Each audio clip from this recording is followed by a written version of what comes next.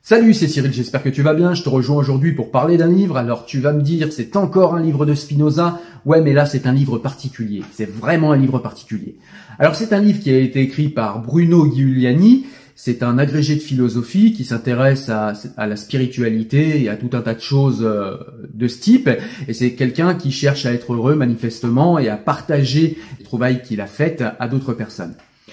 Donc, ce livre, de quoi nous parle-t-il? Donc déjà, son titre. Ce livre, c'est Le bonheur avec Spinoza, l'éthique reformulée pour notre temps.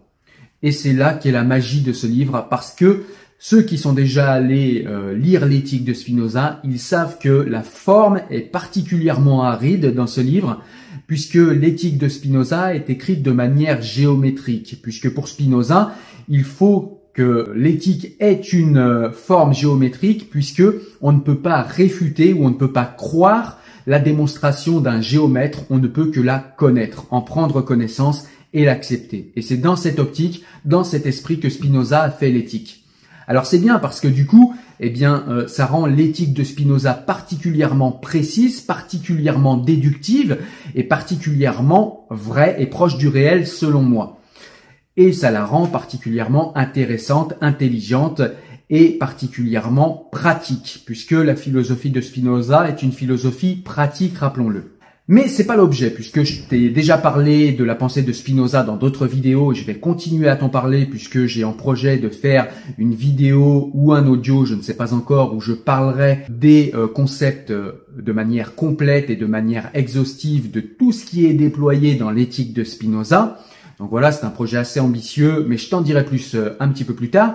Mais là, ce livre permet justement de lire, de comprendre, d'aller dans la complexité des concepts de Spinoza et d'aller dans la synergie, dans le système de pensée spinoziste, en s'affranchissant de la forme particulièrement aride de l'éthique. Et ça, je trouve que c'est magique. Parce qu'habituellement, si quelqu'un me demande « Est-ce que je peux aller lire l'éthique de Spinoza ?»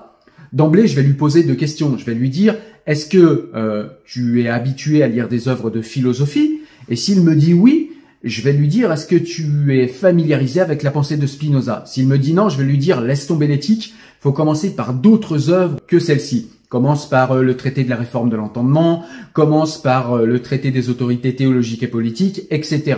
Et ensuite, quand tu auras lu tout cela, voire des livres intermédiaires de vulgarisation de la pensée de Spinoza, tu pourras éventuellement t'attaquer à l'éthique. Mais avec ce livre-là, ça change tout. C'est un livre qui est quand même un petit peu compliqué à lire dans le sens où il faut avoir quand même des notions et des bases philosophiques. Mais c'est un livre qu'on peut attaquer sans avoir rien lu et sans rien connaître de la pensée de Spinoza. Et c'est en ça que ce livre est magique, parce qu'habituellement, comme je l'ai dit, je ne conseillerais pas d'aller directement dans la compréhension, dans la lecture et la compréhension de l'éthique de Spinoza. Alors évidemment, dans ce livre, rien ne manque, il va nous parler de la préhension moniste et immanente qu'a Spinoza de Dieu, au contraire de la version, j'ai envie de dire, transcendante et anthropomorphique du Dieu des monothéistes, le barbu, vous savez, colérique, qui se met en colère, qui se fâche et qui ressemble beaucoup aux êtres humains. Le Dieu de Spinoza n'est pas celui-là, et il va nous parler de ce Dieu-là, le Dieu ou la nature, ce Dieu immanent qui est dans tout, qui englobe tout, y compris les potentialités.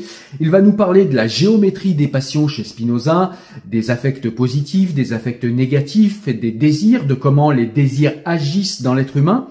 Il va nous parler également de ce concept de liberté qu'on trouve chez Spinoza, qui fait de la liberté de l'homme une liberté qui est partielle, c'est-à-dire que l'homme est libre et a un libre arbitre, mais il est quand même soumis à un déterminisme. Donc il va également nous parler dans ce livre du déterminisme de Spinoza.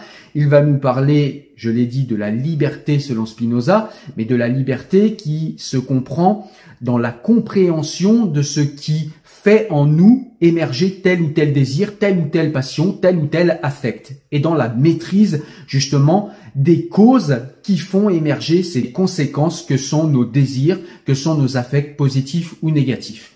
Et il va nous parler à la fin du livre de la manière dont on peut aller vers plus de joie d'abord, vers plus de bonheur ensuite et vers la félicité totale au final.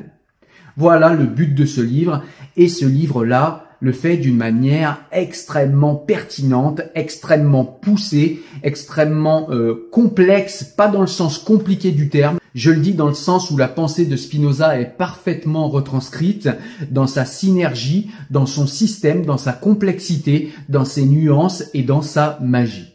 Donc voilà, c'est vraiment un livre que je te conseille, un livre que j'espère tu vas prendre autant de plaisir que moi à lire.